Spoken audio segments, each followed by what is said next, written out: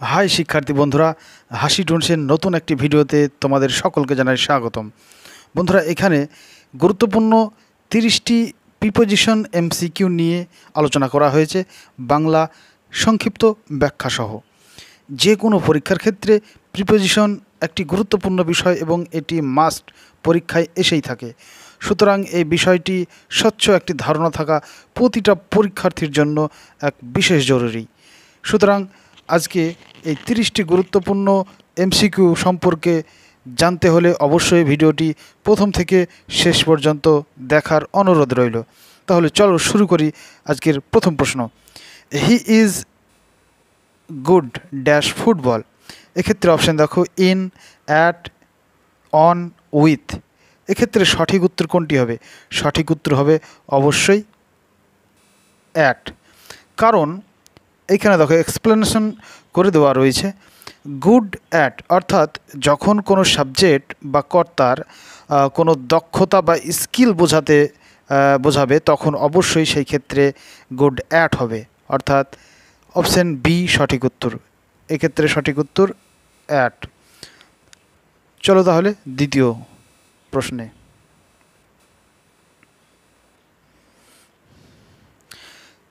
দুই নম্বর প্রশ্ন রয়েছে সি ইজ ইন্টারেস্টেড মিউজিক।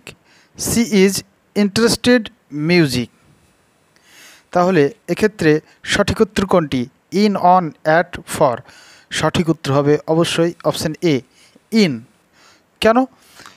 কারণ যখন কোনো হবি বা কোনো বিষয়ে আগ্রহ এই ধরনের কোনো কিছু বোঝাবে তখন সেক্ষেত্রে ইন্টারেস্টেডের পরে ইন হবে, অর্থাৎ কথাটি হবে ইন্টারেস্টেড ইন। আর এখানে অবশ্যই তার মিউজিকের প্রতি আগ্রহ বা হবি। সুতরাং এক্ষেত্রে সঠিক উত্তর অপশান এ, ইন। চলো তাহলে তার পরের প্রশ্নে। The cat is hiding dash the bed. অর্থাৎ বিড়ালটি বিছানার নিচে লুকিয়ে রয়েছে।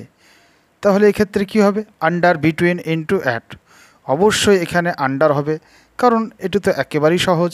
কোনো কিছুর নিচে অবস্থান করলে সেটা তো আন্ডারই হয়, তাই না? তাহলে এক্ষেত্রে সঠিক উত্তর হয়ে যাবে অপশান এ, আন্ডার। চলো তাহলে তারপরের প্রশ্নে। The train arrived dash the station late. এখানে ভালো করে লক্ষ্য করো, যখন কোনো ছোট জায়গা, bus stop, rail station, post office, এই ধরনের জায়গার আগে অবশ্যই অ্যাট হবে। তাহলে এক্ষেত্রে স্টেশন রয়েছে, সুতরাং অবশ্যই অ্যারাইভ অ্যাট হবে, অর্থাৎ অপশান বি সঠিক উত্তর। At is the right answer. চলো তারপরে প্রশ্নে। We walked dash the forest. We walked dash the forest. এই যে ফরেস্ট আর ওয়াকড মানে আমরা হেঁটে যাচ্ছিলাম কোথায়? ফরেস্ট মানে জঙ্গলে। তো জঙ্গলের একদিক থেকে একদিকে ঢোকে আরেকদিকে তো বেরোয়, বা এই মাথা থেকে ওই মাথায় যায়। সুতরাং একদিকে ঢুকে অন্যদিকে বের হয়ে যাওয়া এইরকম কিছু বোঝালে অবশ্যই সেক্ষেত্রে উত্তর হবে through, THROUGH, through. Option B সঠিক উত্তর, অর্থাৎ we walked through the forest. চলো তাহলে তার পরের প্রশ্নে। I am looking dash my keys. I am looking dash my keys. এই যে আই অ্যাম লুকিং মানে আমি খুঁজছি, ড্যাশ মাই কিজ মানে আমার চাবিটি। এই যে খোঁজা তার মানে কি? সার্চ ফর বা লুকিং ফর। তো এক্ষেত্রে অবশ্যই হবে লুক ফর, অর্থাৎ অপশান সি সঠিক উত্তর। এক্ষেত্রে যদি সার্চ লেখা থাকতো প্রশ্নে তবুও ফরই হতো, এক্ষেত্রে ফরই হতো, অর্থাৎ লুকিং বা সার্চিং যাই থাকুক এক্ষেত্রে সঠিক উত্তর হবে ফর। চলো তাহলে তারপরে প্রশ্নে। C was born dash 12th July. এখানে ভালো করে লক্ষ্য করো, যখন কোনো নির্দিষ্ট দিন বোঝাবে তখন অবশ্যই অন বসবে। কি বসবে? অন বসবে। অন মন্ডে, অন সানডে, ঠিক আছে? তেমনই 12th মানে কি একটা নির্দিষ্ট দিন বোঝাচ্ছে, তাহলে এক্ষেত্রে অবশ্যই উত্তর অন, অর্থাৎ অপশন বি সঠিক উত্তর। চলো তাহলে তার পরের প্রশ্ন দেখি। There is a bridge dash the river. There is a bridge dash the river. এখানে দেখো কোনো কিছু উপরে থাকা বোঝালে বা পার হয়ে যাওয়াকে বোঝালে অবশ্যই ওভার হবে। কি হবে? ওভার। তাহলে there is a bridge over the river, option A সঠিক উত্তর। এর পরের প্রশ্ন দেখি। He will return dash Sunday. এর আগে আমরা দেখলাম তো নির্দিষ্ট কোনো দিনের আগে অবশ্যই অন হবে, তাহলে এক্ষেত্রে আর বলার অপেক্ষা রাখে না। He will return on Sunday, সে আগামী রবিবার ফিরে আসবে, অর্থাৎ অপশন সি সঠিক উত্তর। One is the right answer. The next question. He is sitting dash his friend. সে বসে রয়েছে তার বন্ধুর কি? অবশ্যই পাশে। তাহলে পাশের ইংরেজি কি? বিসাইড। এখানে বিসাইড প্রিপোজিশনটাই এখানে সঠিক উত্তর, অর্থাৎ option B besides not, not besides, beside অর্থাৎ বিসাইড, কারণ বিসাইডস মানে ছাড়াও বোঝায়। উইথ নেয়ার তো হওয়ার কোনো প্রশ্নই নাই। চলে তাহলে পরের প্রশ্ন। The book is the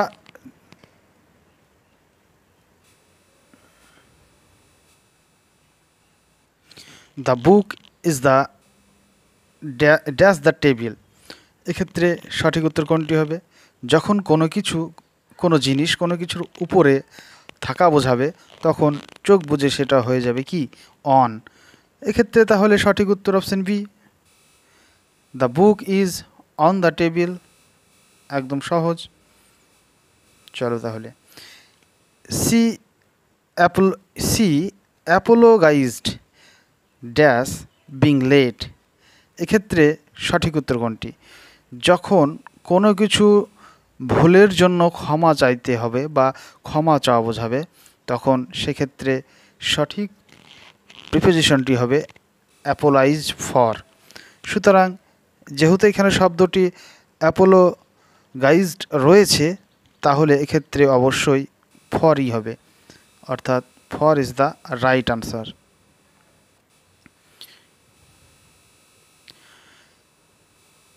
he is afraid dash the dogs.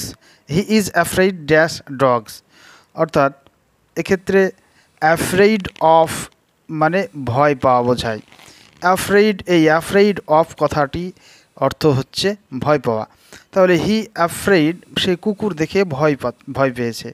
সুতরাং এক্ষেত্রে সঠিক উত্তর অবশ্যই অ্যাফ্রেইডের পরে অফ হবে, কারণ অ্যাফ্রেইড অফ এই কথাটা একসঙ্গে হলে হয় ভয় পাওয়া, অর্থাৎ অপশন বি সঠিক উত্তর। We live dash new York. এই যে নিউ ইয়র্ক একটি ছোটোখাটো শহর নয়, এটি একটি কি? Big city. Big city. এই যখন বিগ সিটি হবে না তখন তার আগে অবশ্যই ইন হবে, তার আগে অবশ্যই ইন বসবে, বা কোনো দেশের আগে ইন বসবে। তাহলে নিউ ইয়র্ক একটি অবশ্যই বিগ সিটি আমেরিকার। সুতরাং এক্ষেত্রে সঠিক উত্তর হবে option A in. We live in New York, we live in Mumbai, we live in Delhi, we live in Chennai, we live in Kolkata. আশা করি বোঝা গেছে। এরপরে প্রশ্ন। Please come here, please come dash me. এই যে দয়া করে আমার সাথে এসো, এই যে কোনো সঙ্গে আসা বা সাথে আসাকে অবশ্যই কামের পরে সরাসরি উইথ বসে যায়, তাহলে এক্ষেত্রে সঠিক উত্তর হবে option A with. With is the right answer. এরপরে প্রশ্ন। The teacher is angry dash the students. Angry at, angry মানে আমরা জানি যে রাগান্বিত হওয়া, কিন্তু কারো উপর রাগ প্রকাশ করা এই অর্থে যদি ব্যবহার করা হয় তবে সেটি হবে অ্যাংরি অ্যাট। অ্যাংরি অ্যাটের পর অবশ্যই একটা নাউন থাকবে। সুতরাং এক্ষেত্রে স্টুডেন্টস মানে স্টুডেন্টসদের উপর রাগ প্রকাশ করা এই অর্থে ব্যবহার করা হয়েছে অ্যাংরিটা, অর্থাৎ এক্ষেত্রে সঠিক উত্তর হবে অপশন বি, অ্যাংরি অ্যাট। পরের প্রশ্ন, I am responsible dash this project. Responsible অর্থাৎ দায়িত্বে থাকা, কোনো কিছুর দায়িত্বে থাকা। এই যে প্রজেক্ট না, এই যে প্রজেক্ট, এই প্রজেক্টের দায়িত্বে রয়েছে, আমি রয়েছি। সুতরাং এক্ষেত্রে রেসপন্সিবলের পর অবশ্যই ফর হয়ে যাবে। কি হবে? ফর হবে। অর্থাৎ কোনো কিছুর দায়িত্বে থাকা এই রকম অর্থ বোঝালে অবশ্যই সেটা ফর যোগ হবে, অর্থাৎ রেসপন্সিবল ফর। অপশন বি সঠিক উত্তর। এরপরে প্রশ্ন,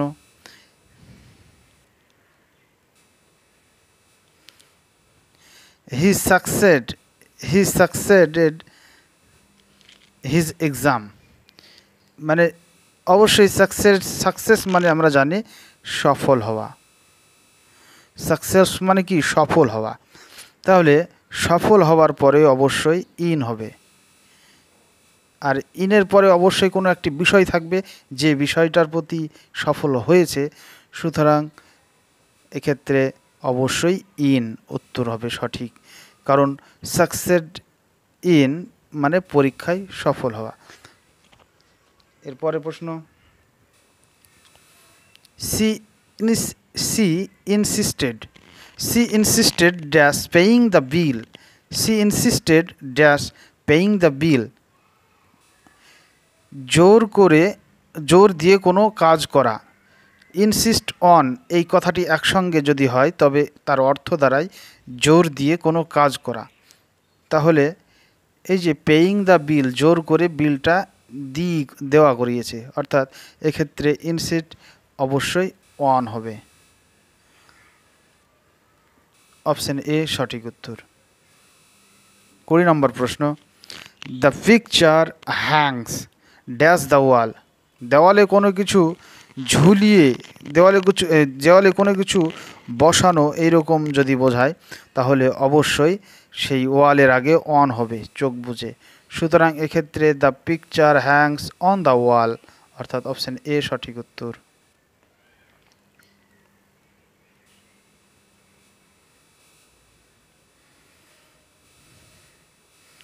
হি is married dash a teacher.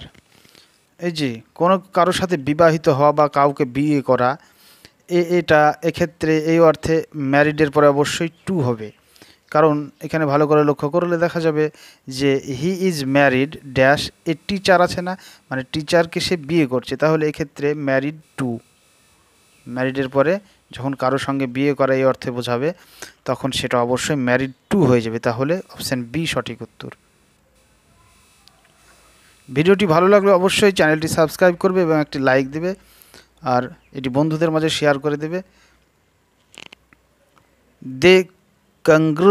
They কংগ্র্যাচুলেটেড him dash winning.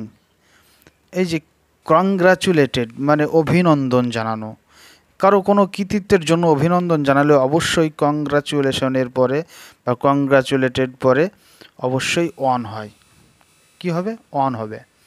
তাহলে এক্ষেত্রে যেহেতু কংগ্র্যাচুলেট শব্দটি রয়েছে, তাহলে এখানে নিশ্চিন্তে আমি বলতে পারি যে দে কংগ্র্যাচুলেটেড হিম অন উইনিং, মানে তার জয়ের জন্য তাকে অভিনন্দন।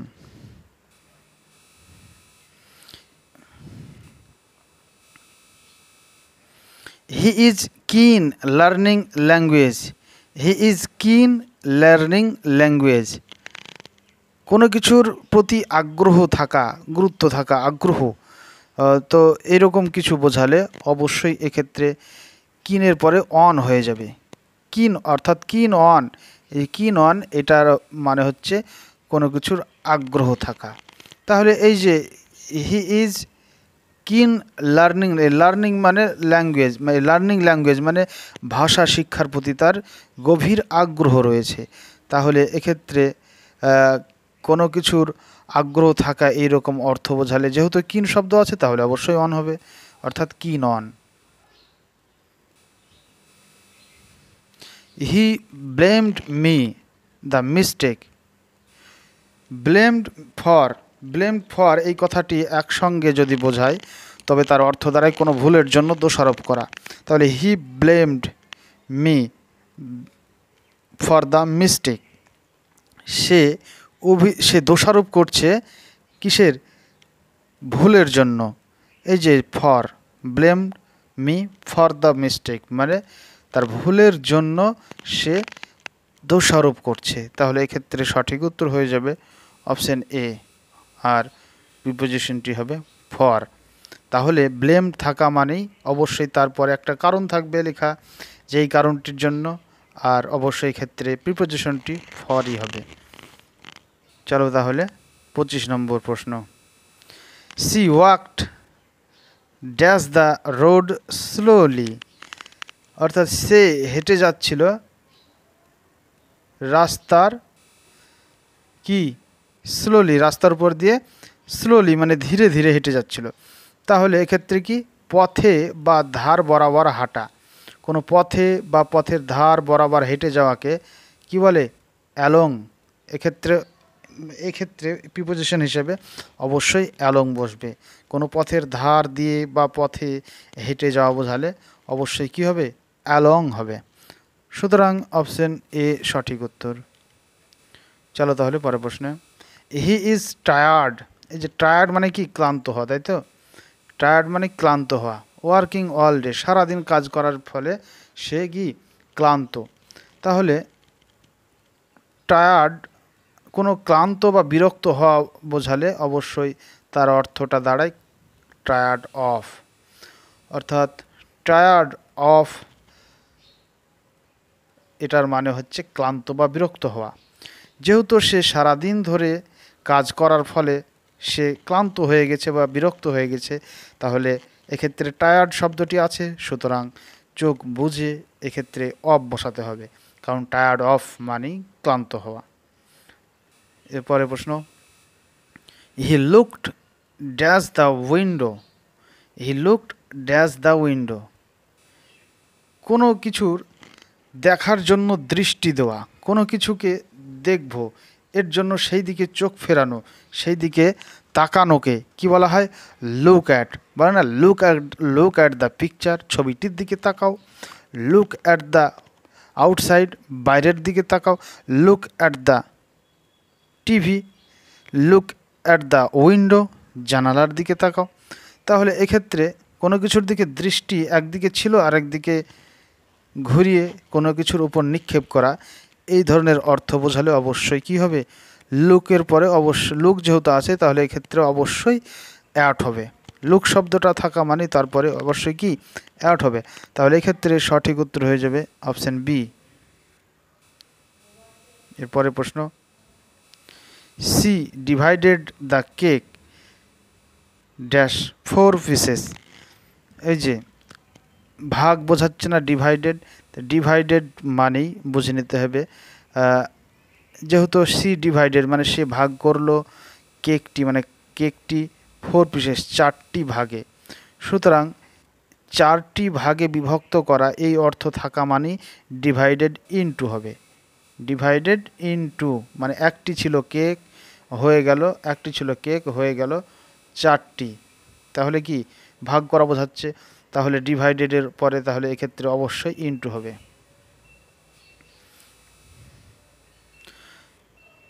He jumped dash the river, he jumped dash the river, jumped into কোনো কিছু বাইরে থেকে ভিতরে ঢোকা, এইরকম বোঝালে অবশ্যই সেটা কি হয়? ইনটু হয়। সেটা কি হয়? ইনটু হয়। যেমন বাইরে থেকে ঘরে ঢুকলে, ঠিক আছে, সেইটা কি হবে? ইনটু হবে। তাহলে এক্ষেত্রে he jumped dash the river into the river মানে উপরে ছিল নদীর জলের মধ্যে সে ঢুকলো, মানে নদীর মধ্যে সে নিক্ষেপিত হলো। এক্ষেত্রে সঠিক উত্তর হবে কি? ইনটু, জাম্প ইনটু, কারণ জাম্পের পরে এক্ষেত্রে ইনটু শব্দটা, ইনটু প্রিপোজিশনটা বসবে। আজকের প্র্যাকটিস সেটের একেবারে শেষ প্রশ্ন এবং এরপরে অবশ্যই বিভিন্ন গ্রামারের ভয়েস চেঞ্জ, ন্যারেশন চেঞ্জ এবং বিভিন্ন ধরনের প্রশ্ন নিয়ে এই চ্যানেলে নিয়মিত আপলোড করা হবে। তোমরা যারা ইংরেজি গ্রামারে ভিডিও দেখতে চাও অবশ্যই চ্যানেলটি সাবস্ক্রাইব করে একটি লাইক দিয়ে পাশে থাকবে আরও নতুন নতুন ভিডিওর জন্য। তো আজকের এই শেষ প্রশ্ন হচ্ছে, I will meet you dash 5 PM। আমি দেখা করব বা সাক্ষাৎ করব তোমার সঙ্গে ড্যাশ 5টার সময়। এই যে টাইম এখানে নির্ধারিত উল্লেখ করে দিয়েছে না, টাইম মানে সন্ধে 5টার সময়। তাহলে এই ধরনের নির্দিষ্ট কোনো সময়ের যদি উল্লেখ থেকে যায় না, তাহলে সেক্ষেত্রে অবশ্যই চোখ বুজে অ্যাট বসিয়ে দিতে হবে। কি বসিয়ে দিতে হবে? অ্যাট বসিয়ে দিতে হবে। নির্দিষ্ট কোনো সময়ের উল্লেখ যদি থাকে তাহলে সেক্ষেত্রে চোখ বুজে কি অ্যাট বসিয়ে দিতে হবে। তাহলে এক্ষেত্রে সঠিক উত্তর কি? অপশান এ সঠিক উত্তর। কী হবে সঠিক উত্তরটা? Option A. তাহলে এই ছিল আজকের ভিডিওটি কেমন লাগলো অবশ্যই কমেন্টে জানাবে, আর একটি লাইক দিতে এবং চ্যানেলটি সাবস্ক্রাইব করতে যেন ভুলবে না। তাহলে এখনকার মতো এখনই বিদায় নিচ্ছি। Tata, bye bye.